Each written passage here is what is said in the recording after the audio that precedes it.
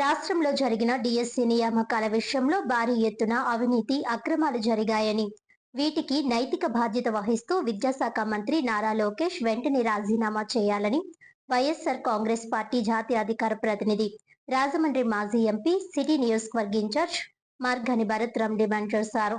YSR Congress party కేంద్ర కార్యాలయం ఆదేశాల మేరకు మార్గాని భరత్ రామ్ ఆధ్వర్యంలో డిఎస్సి అక్రమాలపై నీట్ పరీక్షల్లో జరిగిన తప్పుల బాధ్యులపైన నిరుద్యోగ భృతి తక్షణమే అమలు చేసి ఫీజు రియంబర్స్మెంట్ బకాయిలు తక్షణమే చెల్లించాలని డిమాండ్ చేస్తూ పార్టీ యువజన విద్యార్థి విభాగాలు నిరసన ర్యాలీ చేపట్టారు. స్థానిక వియల్పురం మార్గాని ఎస్టేట్స్ వద్దకు భారీ ఎత్తున చేరుకున్న యువత, వైసీపీ నాయకులు, కార్యకర్తలను పోలీసులు ర్యాలీ నిర్వహించకుండా అడ్డుకోవడంతో తీవ్ర ఉద్రిక్త పరిస్థితులు నెలకొన్నాయి. గేమ్ ఓవర్ పేరుతో చంద్రబాబు, లోకేష్ చిత్రపటాలతో ప్రదర్శించిన ఫ్లెక్సీ పోలీసులు లాక్కునేందుకు ప్రయత్నించడంతో నాయకులు, పోలీసుల మధ్య తోపులాట జరిగింది. పోలీసుల తీరుపై వైసీపీ నాయకులు, కార్యకర్తలు తీవ్ర ఆగ్రహం వ్యక్తం చేశారు. శాంతియుతంగా ర్యాలీ నిర్వహిస్తుంటే అడ్డుకోవడానికి ప్రయత్నించడం దారుణమని మండిపడ్డారు.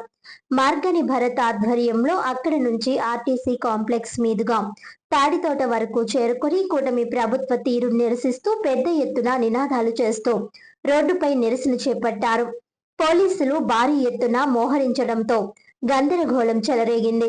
ఈ సందర్భంగా భరత్ రామ్ మాట్లాడుతూ రాష్ట్రంలో డిఎస్సిలో స్పోర్ట్స్ కోటా ఉద్యోగాలను 15 లక్షల చొప్పున అమ్ముకొని నిరుద్యోగులను మోసం చేశారని ఆరోపించారు.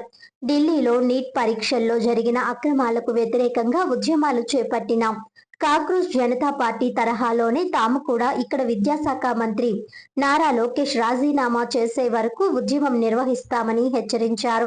కూటమి ప్రభుత్వం పని అయిపోయిందని, ఇచ్చిన హామీలను నెరవేర్చకుండా అన్ని వర్గాల ప్రజలను మోసం చేశారని విమర్శించారు. డిఎస్సి పరీక్ష నియామకాల్లో జరిగిన అక్రమాలపై సిబిఐ విచారణ జరిపించి వాస్తవాలు నిగ్గు తేల్చే వరకు తమ పోరాటం ఆగదని స్పష్టం చేశారు. ఫీజు రియంబర్స్మెంట్ బకాయిలు చెల్లించడంతో పాటు నిరుద్యోగ భృతి వెంటనే చెల్లించాలని డిమాండ్ చేశారు. రాష్ట్రంలో కూటమి ప్రభుత్వాన్ని గద్దె దింపేందుకు ప్రజలు సంసిద్ధులయ్యారని పేర్కొన్నారు. పోలీసులు వైసీపీ నాయకులు, కార్యకర్తలపై అక్రమంగా కేసులు పెట్టి వేధించాలని ప్రయత్నిస్తున్నారని, దాన్ని న్యాయస్థానాల ద్వారా తిప్పికొట్టడానికి సిద్ధంగా ఉన్నామని హెచ్చరించారు. ఈ కార్యక్రమంలో వైసీపీ యువజన విభాగం నగర అధ్యక్షుడు బిల్డర్ చిన్న, యువజన విభాగం రాష్ట్ర ప్రధాన కార్యదర్శి ఆర్ఏ చిన్ని, రాష్ట్ర సంయుక్త కార్యదర్శి గుర్రం గౌతమ్, జిల్లా మహిళా అధ్యక్షురాలు మార్తి లక్ష్మి, సంకిస భవానీ ప్రియ, నగర మహిళా అధ్యక్షురాలు పోలు విజయలక్ష్మి, దాసి వెంకట్రావు, రొక్కం త్రినాథ్, నల్లా రామాంజనేయులు, మధ్య అప్పారావు, కాటం రజనీకాంత్, బూడిద శరత్ కుమార్, ముప్పన శ్రీను, మార్తి నాగేశ్వరరావు, మార్గాని రాము, నందం స్వామి, అందనపల్లి సత్యనారాయణ, సుభాని, దూర్వాసుల సత్యనారాయణ, సుందర్ సింగ్, గుడాల ఆదిలక్ష్మి, గుడాల ప్రసాద్, గుత్తుల భాస్కర్, సేపేని మునీశ్వరరావు, అనంతలక్ష్మి, వట్టికొటి కృష్ణవేణి, అనురాధ తదితరులు పాల్గొన్నారు.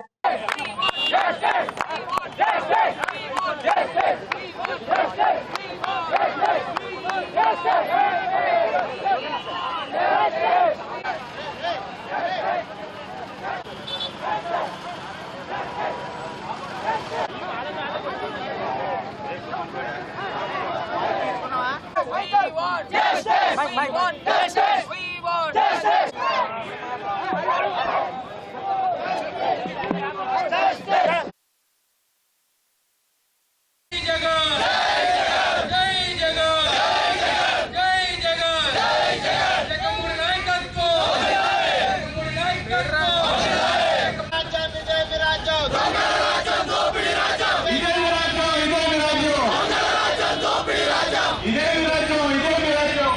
రాజ్యం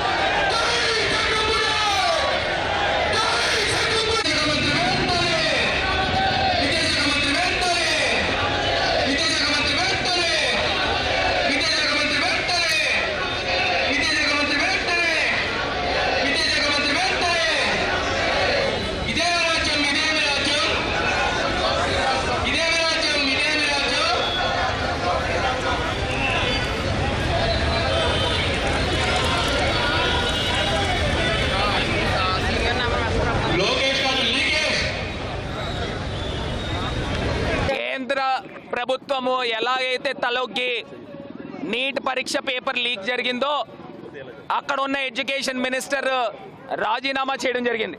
అదే స్థాయిలో ఆంధ్రప్రదేశ్లో మెగా డిఎస్సి అని పేరు చెప్పి ఒక దగా డిఎస్సిగా 3.5 లక్షల మంది విద్యార్థుల యొక్క ఆశల్ని అడియాసలు చేశారు. ఏదైతే డిఎస్సి ఎగ్జామ్ కంప్యూటర్ ఆపరేటర్ ఎవరైతే ఎడ్యుకేషన్ డిపార్ట్మెంట్లో అవుట్సోర్సింగ్ వ్యక్తి ఉన్నాడో అతనికి పూర్తి స్థాయిగా క్వశ్చన్ పేపర్స్ అన్నీ కూడా తెలుసు అనేది ఆరోపణ. అతనికి ఫస్ట్ ర్యాంక్ వచ్చింది. అతను ఒక్కడే చూసి రాసాడా, ఎంతమందికి లీక్ చేశాడనేది మా తాలూకా ప్రశ్న. దీనిపైన సమగ్రమైన సిబిఐ ఎంక్వైరీ జరిగితే నిజాలు బయటకు వస్తాయి. ఇవాళ స్పోర్ట్స్ కోటా పేరు చెప్పి ఎన్ని ఉద్యోగాలు అమ్ముకున్నారనండి? సుమారుగా 15 లక్షల నుంచి 20 లక్షల రూపాయలు ఒక్కొక్క ఉద్యోగానికి కూడా అమ్ముకున్న పరిస్థితులు. ఎక్కడైనా ఎంట్రన్స్ ఎగ్జామ్ జరిగితే దానికి ఎంట్రన్స్ టెస్ట్ ఉంటుంది. ఆ టెస్ట్ లేకోకుండా హారిజాంటల్గా 3% రిజర్వేషన్ ఏ స్థాయిలో కల్పిస్తారు? ఇవాళ పూర్తి స్థాయిగా ఆంధ్రప్రదేశ్ రాష్ట్రంలో ఉద్యోగాలు అమ్ముకున్నారు. గతంలో జగనన్న 1,20,000 ఉద్యోగాలు ఇచ్చారు. ఎక్కడైనా చిన్న ఆరోపణ వచ్చిందండి? అంత పారదర్శకంగా ఒక గొప్ప నాయకుడు జగన్మోహన్ రెడ్డి గారు 1,20,000 ఉద్యోగాలు ఇచ్చారు.